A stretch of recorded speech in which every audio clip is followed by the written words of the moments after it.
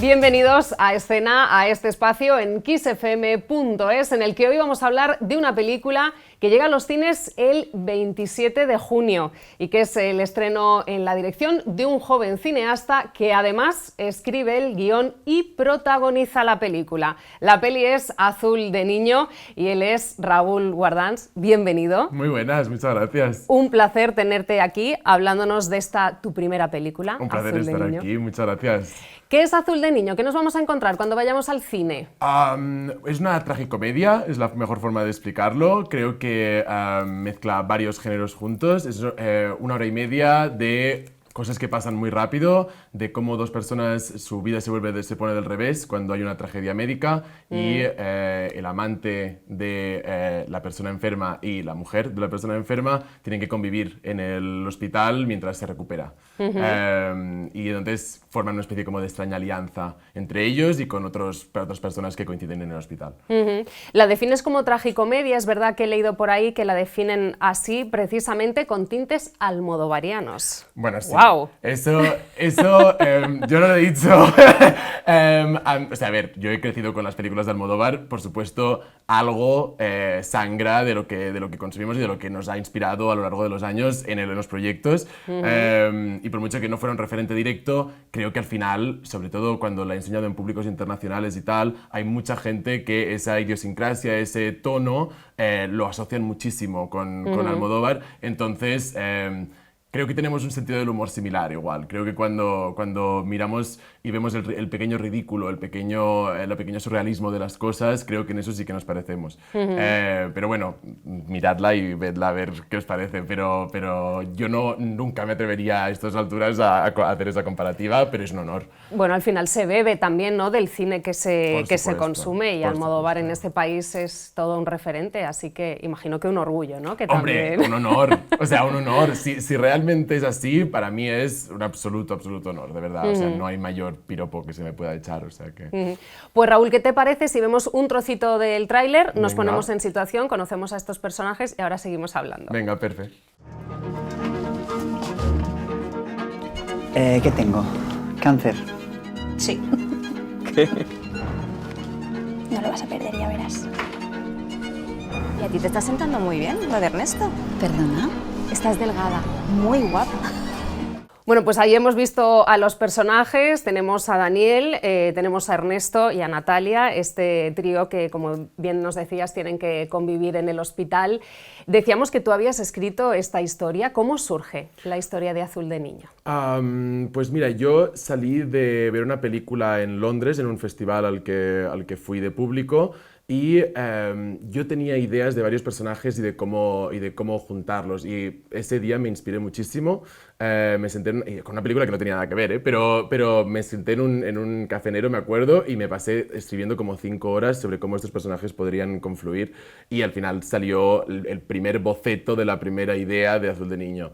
Creo que es un tributo tanto a los dos mundos que me han criado un poco. Tengo por un lado un mundo más aburguesado, un mundo más, bueno, de mi crianza más temprana, donde este tipo de mujeres son las de las que me he rodeado toda la vida, son el tipo de mujeres que me han criado, el tipo de mujeres que he tenido alrededor, con circunstancias muy distintas y caracteres también, pero a nivel del perfil de persona, ese porte, esa elegancia, y sin embargo tenemos por otro lado el mundo más queer, el mundo más gay, el mundo más de la noche, en el cual me he adentrado más adelante en mi vida, y que entre estos dos se crea un balance que soy yo, ¿no? Entonces quería ponerlos en conversación y quería ver qué pasaba si estos dos mundos chocaban.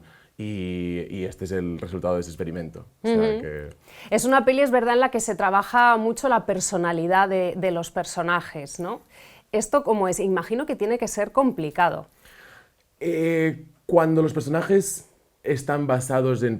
son como amalgamas de gente que me he cruzado en la vida, resulta más fácil. Hay mentes que pueden extrapolar muchísimo de su vida y que pueden crear personajes, y también tienden mucho más al surrealismo y a ese tipo de cosas, que admiro con profundidad, pero que yo no sabría probablemente hacer. No tengo esa capacidad de como extrapolación. Yo tengo que escribir desde lo que conozco y de lo que sé, Entonces, ningún personaje está directamente basado en nadie, excepto igual Daniel está basado en mí, por eso hago yo también ese papel, pero sí que son todos una especie como de cóctel molotov de distintas personas que conozco y de hecho hay guiños que solo sabría la persona a la que estoy refiriéndome y de hecho me han venido después y me ha hecho mucha ilusión que lo pillaran. Sino que se descubrieran ahí, oye, ¿no sería ese Esa yo? anécdota, esa frase, ese lo que sea, y de repente entonces pues se crea una especie como de complicidad que me gusta. Me gusta mucho que sea un tributo a la gente de mi vida hasta que se rodó la película. Protagonizas también esta peli. ¿Cómo es dirigir, protagonizar todo junto? Es un caos. Es un caos muy grande. Lo que pasa es que, a ver, existía una idea de esta película donde yo solo dirigía o actuaba en ella. Pero a medida que lo iba haciendo tenía la idea tan clara de lo que quería que fuera este personaje y quería centrarme tanto más en otros aspectos que sí que me venían más de nuevos que creo que creí que fue que fue más conveniente encargarme yo de ambas partes, tanto de la dirección para tener la idea creativa y artística que tuviera sentido y que fuera cohesiva, y por otro lado, de este personaje que quién va a hacer mejor de alguien basado en mí que yo. Que yo mismo, Entonces, lo difícil era la permanente vicisitud de ahora estoy con la gorra de director, ahora estoy con la gorra de actor, ahora estoy con la gorra de productor, porque la productora es mía, la he fundado yo para esto, entonces también estaba lidiando con contratos, con permisos, con capacidades, con posibilidades de... la script se nos cogió COVID el primer día de rodaje. Tuvimos que enviar, porque esto está rodado en 2021, entonces he mirado fotos después y digo, es verdad, llevábamos mascarillas cuando rodamos esto. Ostras, claro. Pero son muchísimas cosas que en ese momento yo despertaba, comía y bebía y dormía la película. O sea, de hecho, en la fiesta de fin de rodaje, yo me dije, bueno, estoy muy cansado, acabamos de acabar de devolverlo todo, me voy a hacer una siesta de 15 minutos y vuelvo.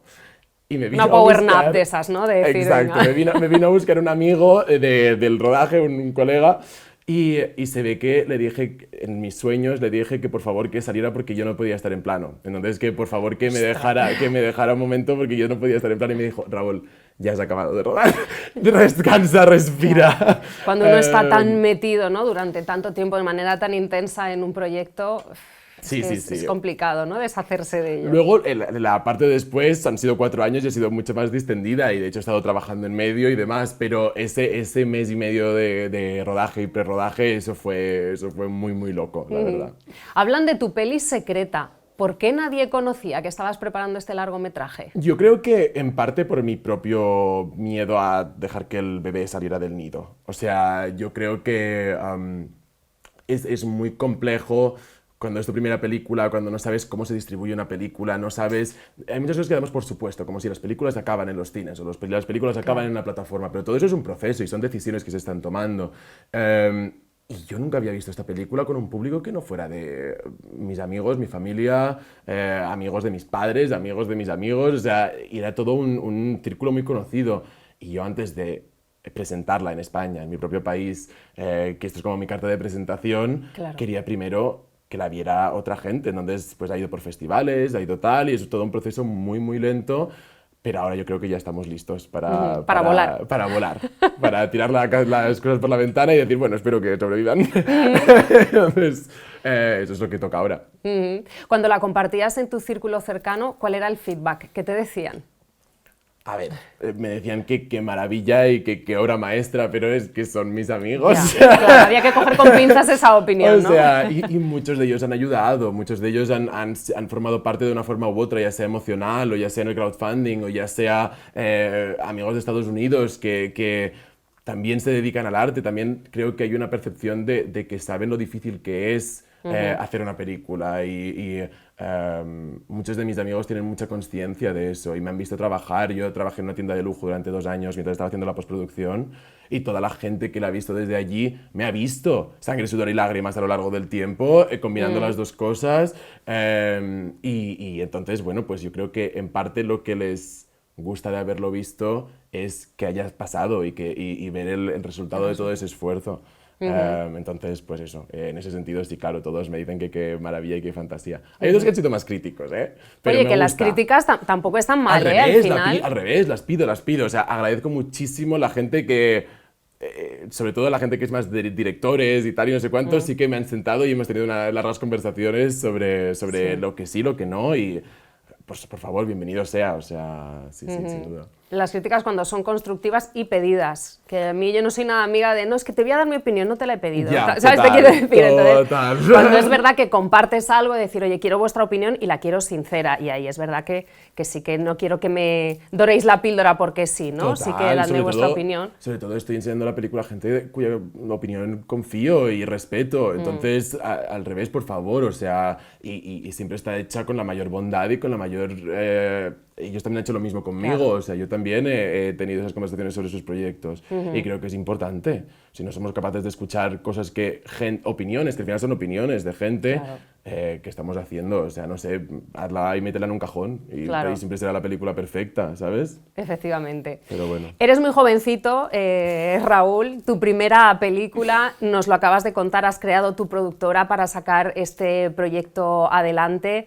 Muchas dificultades, imagino, que habrás tenido que afrontar, pero ¿qué ha sido lo más costoso de hacer esta película? Y no me refiero en términos económicos, sino lo más difícil de que ahora ya tengamos esta peli en los cines después de que está rodada en 2021. Creo que es algo que no se ha dado en una parte concreta del proceso, sino como tinte general de mi paso por este proceso, es que tenía mucho desconocimiento. Yo había estudiado interpretación, yo no había estudiado cine, yo no había hecho un corto. Yo me tiré porque tenía esta historia que contar y porque por COVID y por muchas cosas de repente empezó a juntarse los engranajes del puzzle y de repente tenía una película que se estaba rodando a final de verano, ¿sabes? Entonces era como... Hemos ido paso a paso, pero sobre todo en la parte de postproducción tenía un desconocimiento brutal, tanto técnico como logístico y de qué pasos iban detrás del uno del otro. Y por eso, gracias a Dios, tuve un equipo maravilloso que entendía la visión que yo quería tener y luego, obviamente, yo aprendo muy rápido. Y entonces me lo ponía como deberes, el hecho de llegar preparado, de estar preparado y de saber de lo que estaba hablando, pero tanto a nivel empresarial, llevar una empresa, el mantener una empresa, luego tienes a nivel técnico un montón de mezclas, de cambios de color, de tal. Me ha demostrado que efectivamente para ser buen director y para ser buen productor tienes que tener conocimiento de muchas cosas, no puedes ser un técnico especializado. Entonces, si tienes una visión muy clara y conocimientos, es probable que salgas airoso. Pero ha sido un gran aprendizaje y ya al final te vas adelantando. Cuando ya sabes que lo siguiente es tal, ya haces tus deberes y yo de hecho hice un posgrado en ADE para poder enfrentarme a ello. O sea, Te has ido formando sobre la marcha, exacto. ¿no? De ahora llega este paso, voy a... Cada vez más metódicamente, pero al principio sí que me vinieron un montón de cosas de nuevo. ¿Dónde se alquilan las furgonetas de rodaje? Yo qué sé, o sea, en plan, y por suerte tenía una jefa de producción maravillosa, Diana, que de hecho la veo hoy, que me dijo que lo manejaba y llevaba muchos años en la industria y me pudo echar un cable. Pero muchas de estas cosas tuve que recaer en miembros de mi equipo que tenían más idea, porque yo por falta de experiencia, por supuesto, tenía handicaps en varios sitios. Pero yo creo que también un poco eso es el cine, ¿no? Equipo.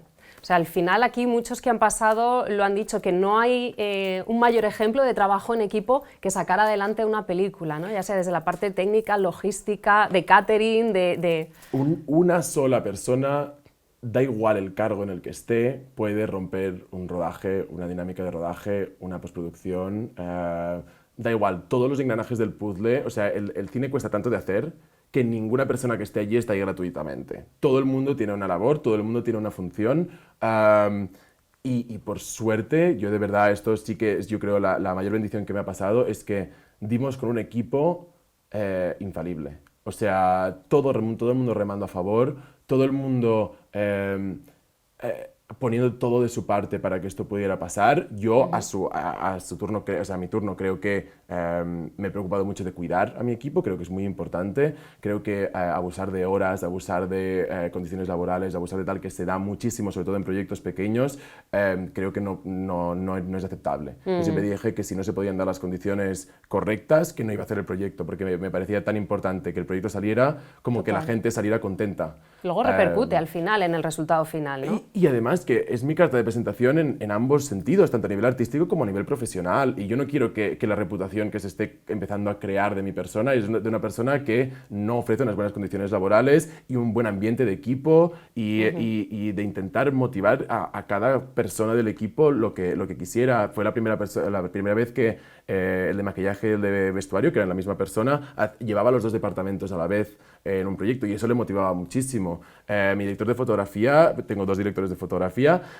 una sí que venía más de ficción y dio más la parte técnica, pero el otro es documentalista. Y hacer un proyecto así de ficción de esta envergadura también era muy motivante para ello. Eva, la actriz, era uno de los primeros protagónicos que hacía a nivel largometraje. Entonces, todo el mundo tenía sus pequeñas motivaciones que hacían que todo el mundo quisiera remar a favor y que el barco llegara a buen puerto. Entonces eso para mí fue maravilloso y creo que estaríamos todos muy, muy contentos de ahí. O sea que sí, sí. Al final se respiraba ilusión en el rodaje, ¿no? Esto, como decimos, se nota siempre.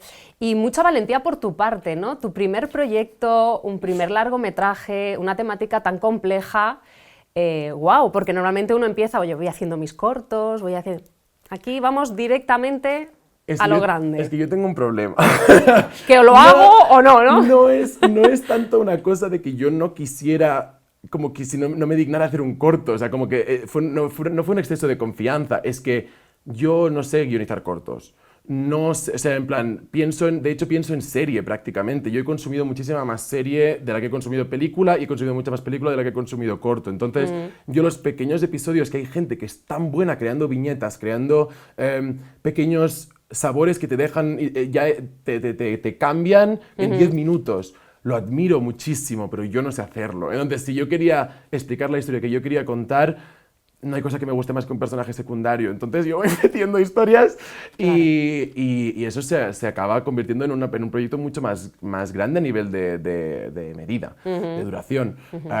Pero no fue voluntario. O sea, yo me habría encantado empezar con un corto y tal, pero si era la historia que quería contar, era la historia que quería contar. Y es verdad que hay historias que no se pueden contar en poco tiempo, porque no te da tiempo a profundizar a lo mejor en los personajes, ¿no? Que a mí me parece maravilloso quienes hacen cortos que en 7 minutos captan la esencia, o sea, me parece también de una complejidad brutal, pero sí que es verdad que quizá historias como estas, para recrear bien a los personajes, ¿no? Y llegar a comprender a los personajes lo que pueden estar sintiendo y viviendo, quizás es verdad que necesitan más espacio. Hay un mundo donde hay un corto en el cual es el primer encuentro entre Natalia y Daniel, que es la primera escena de la película, y eso es el corto. Si fuera una conversación, obviamente, desarrollada de forma distinta, aquí te está dando información que se va a utilizar después, esa conversación entre el amante y una mujer que no sabía, uno, que tenía una persona, que estaba viendo a otra persona, y dos, que esa persona era un chaval